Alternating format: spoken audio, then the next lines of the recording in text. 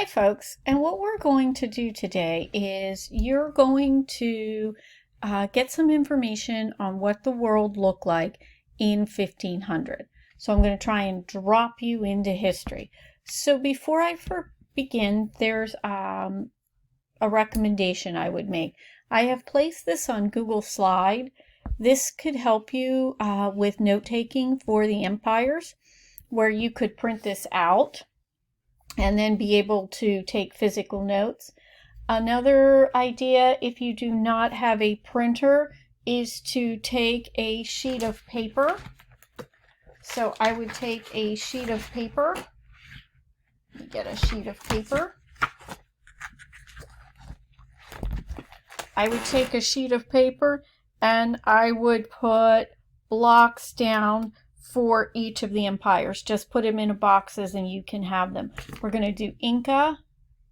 We're going to cover the Inca, Aztec, Ottoman, Persian, Ming, Tokugawa, Shogunate, Japan. So if you made 7 boxes that you'd be able to take notes. Again, feel free to stop anytime you need. If you would like, you can also, like I said, download these maps and they'll help you. You'll be able to put the different empires as we go through on the maps. But if you do not have a printer, just take the boxes, like I said, and label one Inca Empire and one Ming Empire as we go through the presentation. So with that, let us begin. Let us look, let me set it up, at the world of 1500, before everything changed. And you know, we mentioned this because if we looked at our introduction, the activity we did on the trade routes, we saw that the world is not interconnected.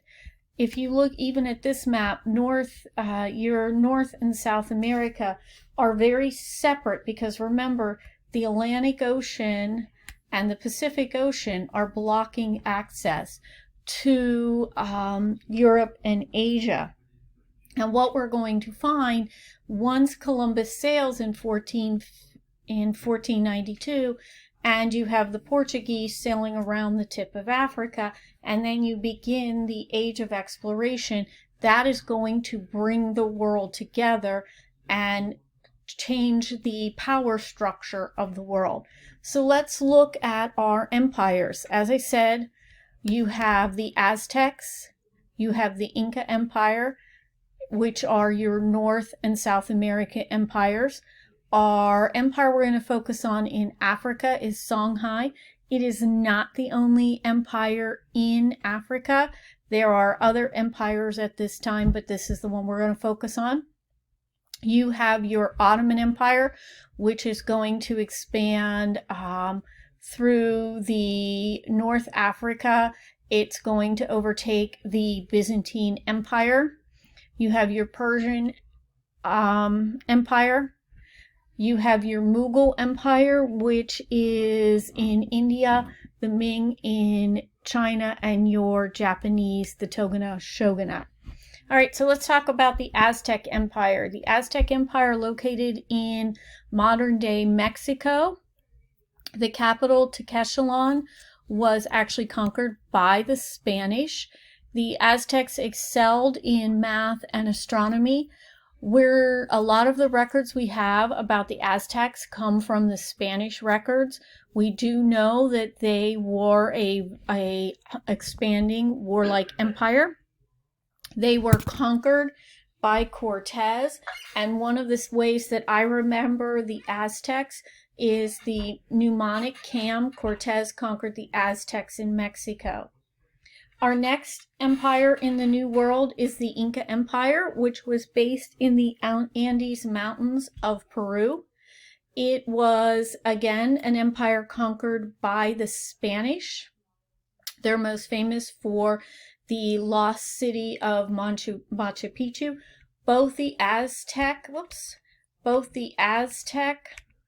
and Inca empires are polytheistic religions. The Incas, one of the ways I remember them is Pizarro conquered the Incas in Peru. just an easy way because I confused the Aztecs and Incas. One of the biggest reasons, two reasons that they were defeated, they were great expanding empires, but two main reasons they were defeated. The biggest reason is because of the barrier, they were protected from disease, and the Europeans are going to basically wipe out a large portion of the native population in North and South America with their diseases, particularly smallpox. So we have Machu Picchu, which is you're able to visit, which is a city built by the Incas high up in the Andes Mountains. So our African empire is one of the last three North African empires. Remember, we see the Ottomans moving in, and eventually the Ottomans will be replaced by the Europeans as they gain in power.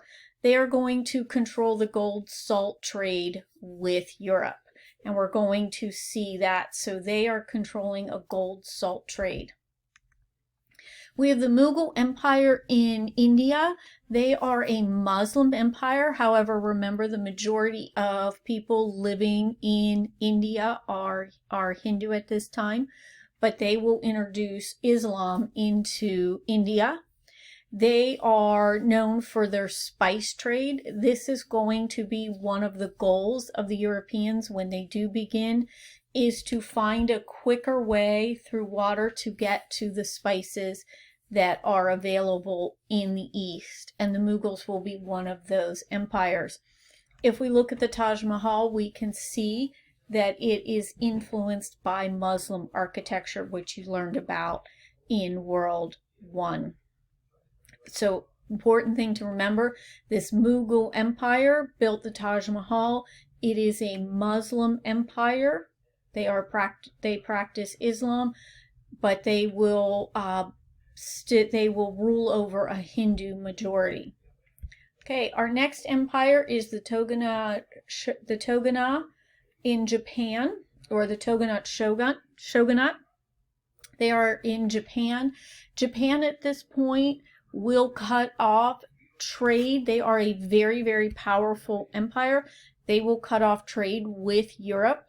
The shogunate will be military leaders. They will keep an emperor in Japan, but the emperor will have little control. Japan at this point will break off in the 1500s, will limit contact because they do not want outside influence. And that is one thing that while Europeans want their goods, Japan is not going to be trading with the Europeans, and they are going to go into isolation, very limiting contact with outside their empire. China also, the Ming Empire, Ming China, will also try and follow a policy of isolationism. We will see Japan is a little more successful. They are one of the reasons that the Europeans want trade. The trade along the Silk Road. China has tea. China is filled with ceramics. There are many, many things that the Europeans want from China. Remember, from World I, they are the builders of the Great Wall. China is going to develop paper money. They're also going to show the West the paper. They also will develop the compass.